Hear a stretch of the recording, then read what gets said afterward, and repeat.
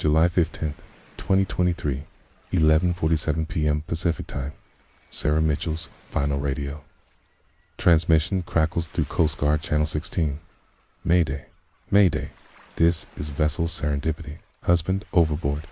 GPS coordinates 33.7490 north, 118.1870 west. By dawn, rescue teams had pulled only one person from the churning waters off Catalina Island, the bride herself, clinging to a life ring, claiming her husband of 3 days had vanished into the night. But maritime investigators would soon discover that everything about that distress call was a lie. This is what really happened.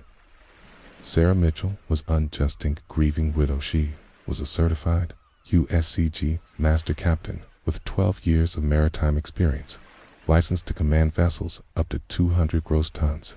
She knew these waters like her own heartbeat, had guided countless charter boats through the treacherous Catalina Channel, where underwater canyons drop 3,000 feet and cross currents can flip a yacht in minutes. Her new husband, David Chen, had proposed during a sunset sail 6 months earlier, promising they'd spend their retirement years cruising the Pacific aboard their dream yacht.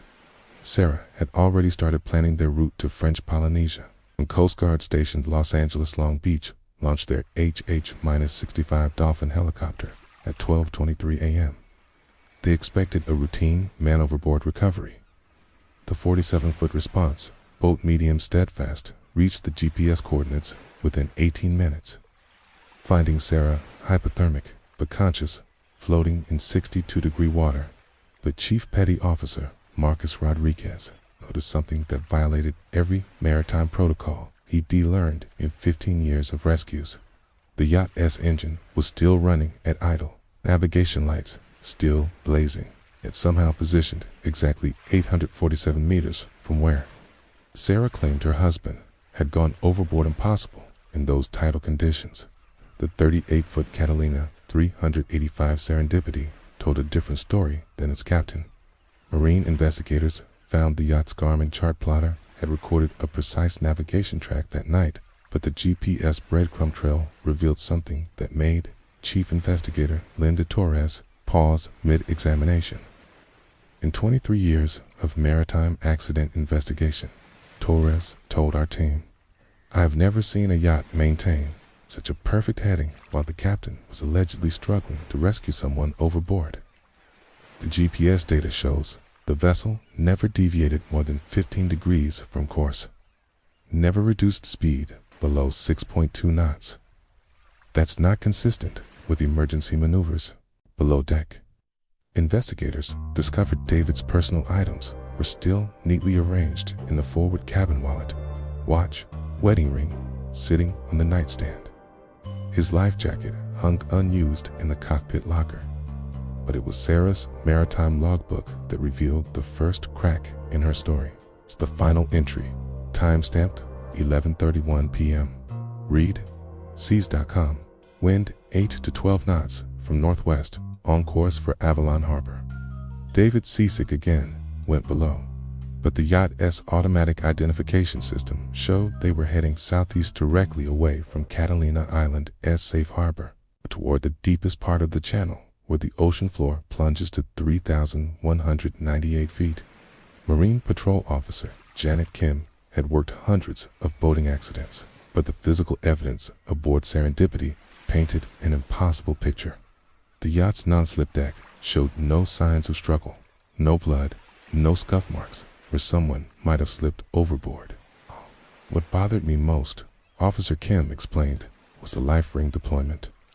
Sarah claimed she threw it to David immediately, but the emergency position indicating radio beacon attached to that ring never activated. Those APIRBs are water activated. They should have started transmitting GPS coordinates the moment they hit the ocean. Then investigators found something that changed everything: the yacht's hidden security camera system. David Chen, it turned out, had been paranoid about yacht theft. Without Sarah's knowledge, he'd installed 3 discrete marine-grade cameras, one in the cockpit, one monitoring the stern, and one covering the main cabin. Each camera uploaded encrypted footage to to a cloud server via the yacht's satellite internet system. The timestamp on that footage would reveal that Sarah Mitchell's Mayday call wasn't just inaccurate. It was premeditated murder disguised as maritime tragedy. The security footage from July 15, 2023, told a story that shattered Sarah Mitchell's carefully crafted narrative. David Chen wasn't overboard. He was below deck in the galley, preparing Dramamine for his seasickness. Completely unaware his wife of 3 days was about to commit the perfect maritime murder. The cockpit camera captured Sarah methodically preparing her deception, disconnecting the yachtsman overboard alarm system, presetting the autopilot to maintain course toward the deepest water, and most chilling of all, programming her GPS to broadcast false coordinates to the Coast Guard. At 11:35 p.m., Sarah called David topside, claiming she needed help with the sail configuration. The stern camera shows David emerging from the companionway, still wearing his casual clothing, no life jacket. What happened next took exactly 47 seconds. But here, swear the investigation took an unexpected turn that even seasoned maritime experts could unexplain. Sarah Mitchell was just any murderer. She was a killer who understood something about the ocean that most people never realize, and her choice of location was unrandom. What? That was Marine investigator Torres' exact words when she discovered Sarah's true motive. Because this wasn't a crime of passion, or even about insurance money. Sarah Mitchell had been planning this murder for 2 years. And David's death was just the beginning of something far more sinister than anyone suspected. The breakthrough came from an unlikely source: David Chen's personal dive computer, still strapped to his wrist when Coast Guard divers finally located his body using side-scan sonar at a depth of 2,847 feet. The Sunto D5 dive computer had recorded something impossible. David's descent was inconsistent with someone who had accidentally fallen overboard. The depth and time data showed he had been weighted down, sinking at exactly 3.2 feet per second, far faster than a body's natural descent rate in seawater. We found 12 pounds of lead diving weights zip-tied to David's ankles, revealed Chief Diver Petty Officer Sarah Gonzalez. But here's what still haunts me. Those weights came from Sarah's own diving gear.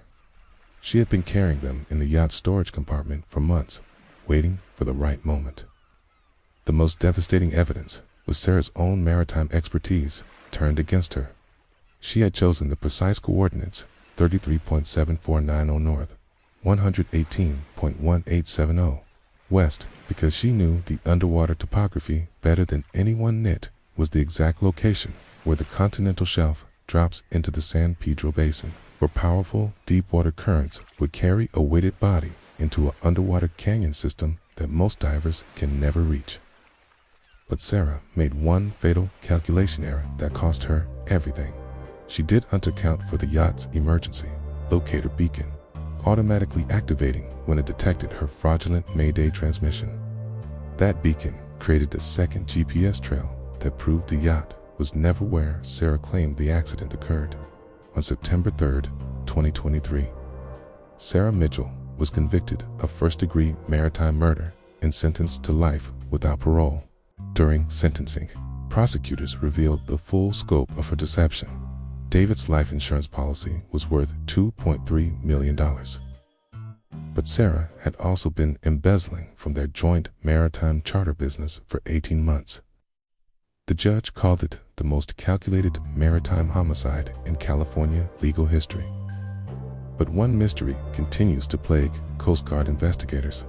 How did Sarah Mitchell know exactly where to find David's body location to give her false coordinates? Because the GPS position she radioed to the Coast Guard was unrandom. It was precisely 847 meters from where David actually died, suggesting she had pre-calculated not just the murder location, but the optimal distance to throw off the initial search.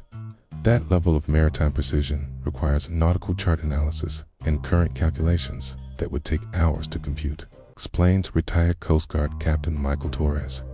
Sarah Mitchell didn't just plan a murder, she engineered a perfect maritime crime that almost worked. For the Sarah Mitchell case revealed something that terrified maritime safety experts: how easy it is to commit the perfect ocean murder when you understand maritime law enforcement limitations. The challenge with maritime crimes, explains Dr. Jennifer Walsh, Director of Maritime Forensics at the California Maritime Academy, is that once you're 3 nautical miles from shore, you're in federal waters where jurisdiction becomes complex. Evidence disappears with tides and currents, and witness testimony is often impossible to corroborate.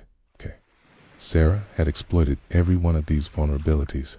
Her choice to murder David in the Catalina Channel was unjust. About deep-water, it was about crossing multiple law enforcement jurisdictions.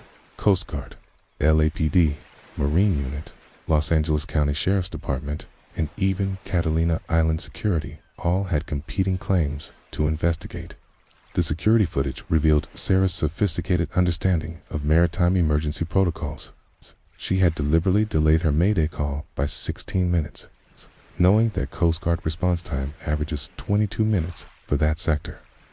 Those extra minutes allowed tidal currents to disperse any physical evidence floating on the surface.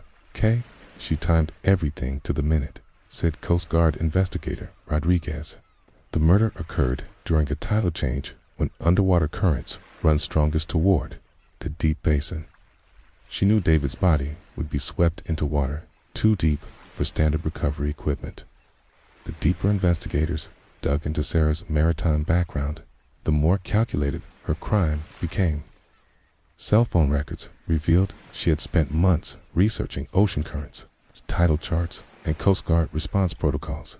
Browser history showed searches for body decomposition, saltwater, diving weight effectiveness, and yacht security camera blind spots. Most disturbing was Sarah's practice runs.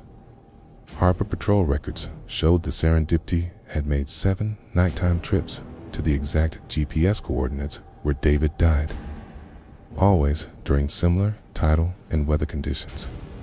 Sarah had been rehearsing the murder for months.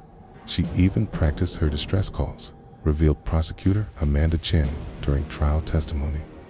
We found voice recordings on her phone where she rehearsed, sounding panicked and disoriented.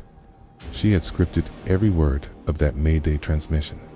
The yacht's hidden cameras also captured something investigators almost missed: Sarah's behavior immediately after murdering.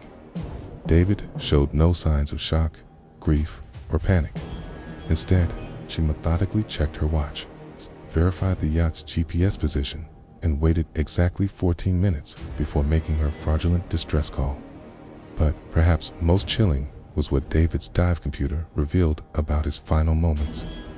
The depth sensor showed he was conscious during the initial descent, fighting against the weights dragging him down. He survived for nearly 3 minutes underwater, before drowning at a depth where his screams could never reach the surface. The trial revealed details that still haunt maritime investigators.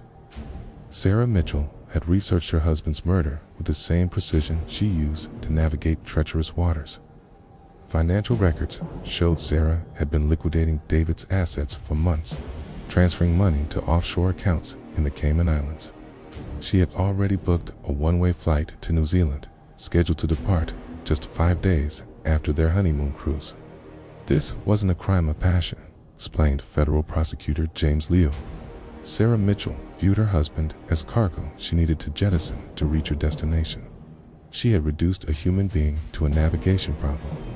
The most disturbing evidence came from Sarah's personal journal, discovered hidden in the yacht's engine compartment. Entries dating back 14 months revealed her growing resentment toward David's seasickness, his conservative approach to their retirement plans, and what she called his anchor-like effect on her dreams of solo ocean sailing. One entry, dated 3 weeks before the murder, read, "D. Still gets sick in 3-foot seas. How can we sail to Tahiti if he can't handle the Catalina Channel? Maybe it's time to chart a new course, alone." The journal also contained detailed notes about David's swimming ability, his panic response to deep water, and his complete trust in Sarah's maritime judgment. She had cataloged his vulnerabilities like a predator studying prey. The Sarah Mitchell case exposed a terrifying gap in maritime law enforcement that most people never consider. How do you prove murder when the crime scene is the bottom of the ocean? Maritime homicides are incredibly difficult to prosecute, explains retired FBI Maritime Crime Unit Supervisor Agent Patricia Moore. Unlike land-based murders, the ocean destroys physical evidence, disperses DNA, and creates reasonable doubt about whether someone fell, jumped, or was pushed overboard. Coast Guard statistics reveal that approximately 67% of maritime accidents involving one survivor and one fatality remain classified as accidental deaths, not because investigators don't suspect foul play, but because ocean conditions make proving murder nearly impossible. Sarah Mitchell understood this statistical reality. Her maritime experience taught her that the ocean is the perfect accomplice, vast, anonymous, and utterly destructive to forensic evidence.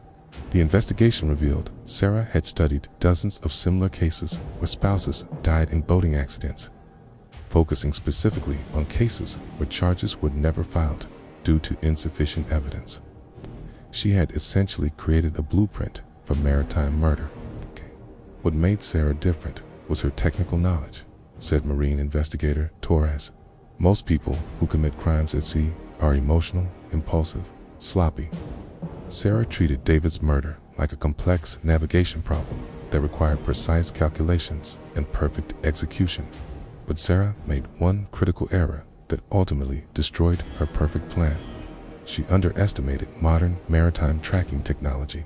Known to Sarah, the Serendipity's satellite communication system automatically uploaded telemetry data every 15 minutes, including engine RPM, GPS position, heading, speed, and even hull stress readings from the yacht's integrated monitoring system.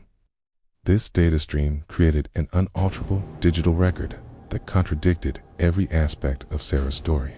The yacht's engine never showed signs of emergency maneuvering, no sudden acceleration, no rapid direction changes, no reduction in speed that would indicate someone attempting to rescue an overboard victim. The boat's own computers testified against her, explained Coast Guard Electronics Specialist Chief Maria Santos. Modern yachts are essentially floating data recorders. Every system creates a digital fingerprint that's impossible to fake or erase. The satellite data also revealed something that stunned investigators. Sarah had deliberately disabled the yacht's men overboard alarm system at 11:19 p.m., 4 minutes before David came topside. This system automatically triggers GPS position marking, engine shutdown, and emergency beacon activation when someone falls overboard. She had to disable that system to commit the murder, Prosecutor Chen explained during trial. If it had activated, the Coast Guard would have had David's exact overboard position within seconds, not the false coordinates Sarah provided 18 minutes later. The psychological profile that emerged during Sarah Mitchell's trial revealed a killer who viewed the ocean not as nature's domain, but as her personal weapon. Dr. Robert Kim, forensic psychologist specializing in maritime crimes, testified that Sarah exhibited classic traits of what criminologists call environmental narcissism. The belief that she could control and manipulate natural forces to serve her criminal purposes. Sarah didn't just use the ocean to hide her crime, Dr. Kim explained. She weaponized her maritime expertise, turning skills meant to save lives into tools for taking life. She had convinced herself that her superior seamanship gave her the right to decide who lived and died on her vessel. Cell phone records revealed Sarah had been researching maritime murder cases internationally, studying unsolved disappearances from sailing vessels in remote waters. Browser history showed particular interest in cases from the Bermuda Triangle, the North Sea, and the Southern Ocean areas, where violent weather conditions naturally explained missing persons. Most disturbing was evidence that Sarah had been testing David's fear responses during their pre-marriage sailing trips. Yacht Club members recalled Sarah deliberately taking David into rough weather conditions, then observing his panic reactions with what witnesses described as clinical detachment. She was conditioning him to be completely dependent on her maritime skills. Testified Dr. Kim.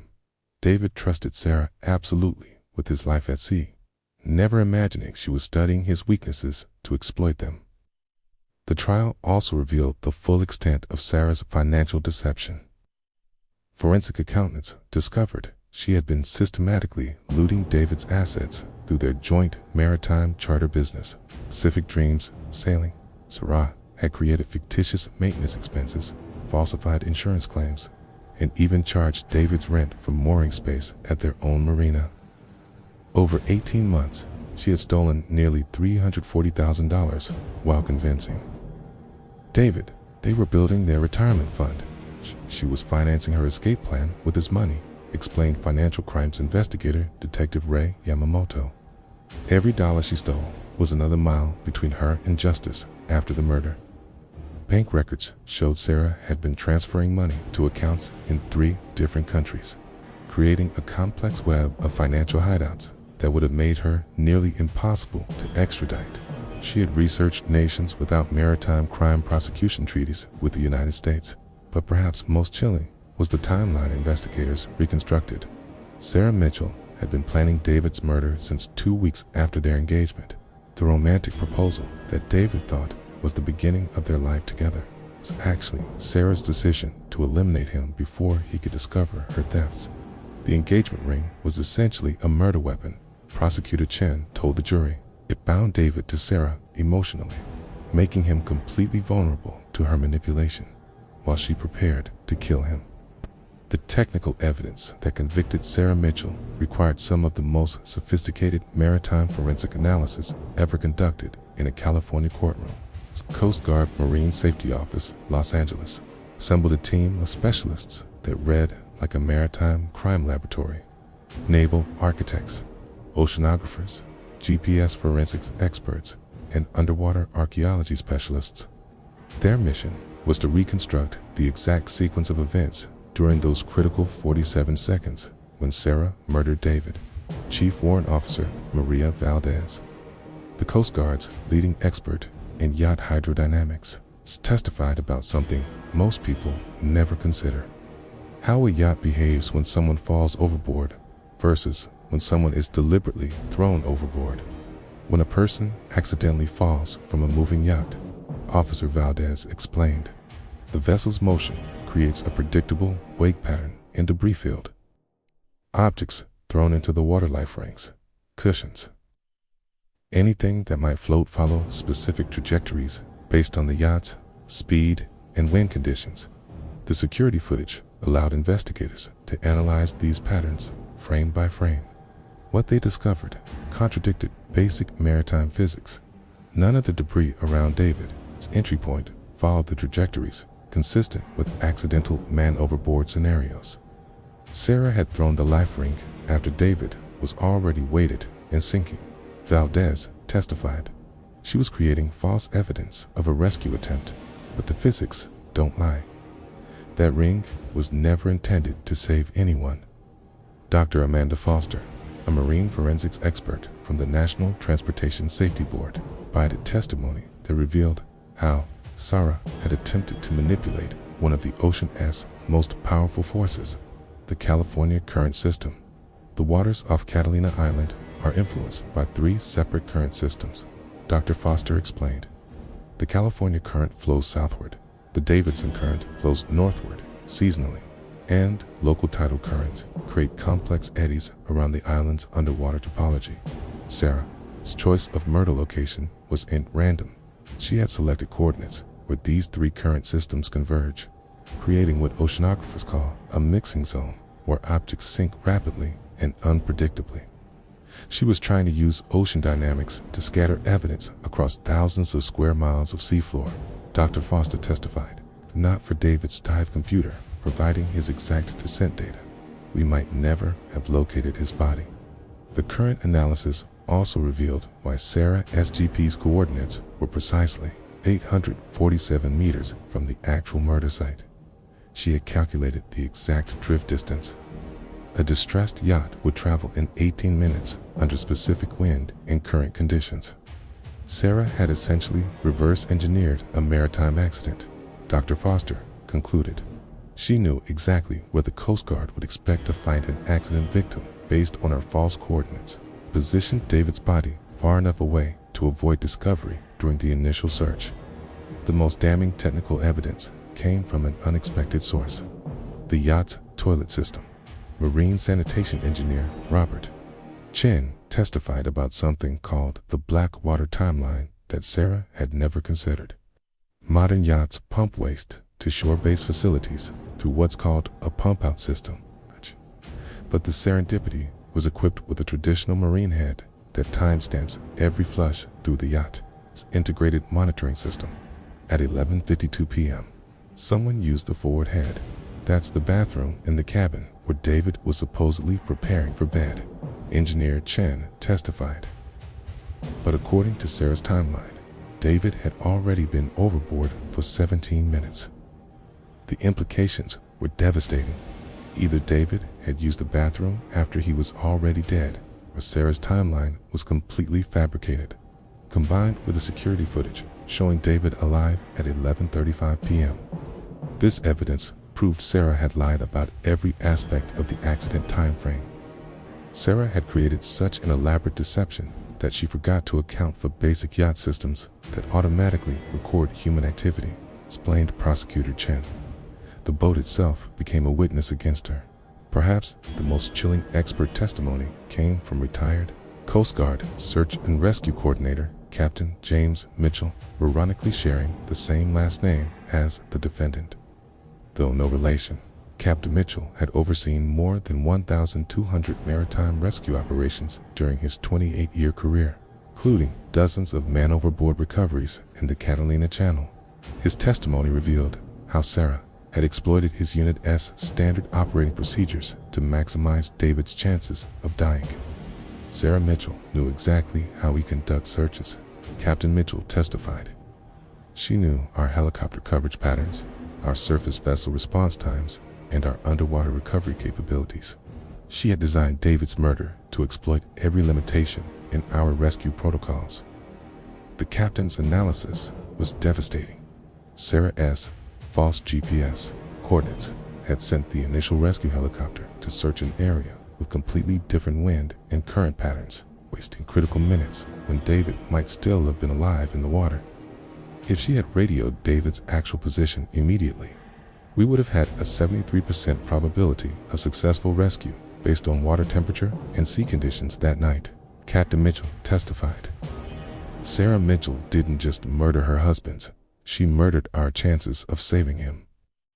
The psychological evaluation of Sarah Mitchell revealed a killer who had been hiding in plain sight for years, using her maritime expertise to mask what Dr. Patricia Wang, a forensic psychiatrist, called oceanic psychopathy. Sarah exhibited a rare form of environmental narcissism specific to maritime settings. Dr. Wang testified. She viewed the ocean as her domain, where normal social rules and moral constraints didn't apply. She had essentially appointed herself judge, jury, and executioner in what she considered her maritime kingdom. Court records revealed that Sarah's psychological profile had been building for years. Former sailing partners described her as intensely controlling during ocean passages, someone who became different once land was out of sight. Several witnesses testified about Sarah's disturbing comments about natural selection at sea and her belief that people who could unhandle ocean conditions deserved what they got. David's sister, Lisa Chen, provided testimony that painted a picture of subtle psychological abuse disguised as maritime education. Sarah was always telling David he was a liability on the water, Lisa testified. She would criticize his seamanship in front of other sailors, making him completely dependent on her for confidence and safety at sea. The most disturbing evidence was a recording David had made on his phone just 2 weeks before the murder. Sarah says, "I'm getting better, but I still feel like I'm going to get us both killed out there. Maybe I should just stay on land and let her sail alone."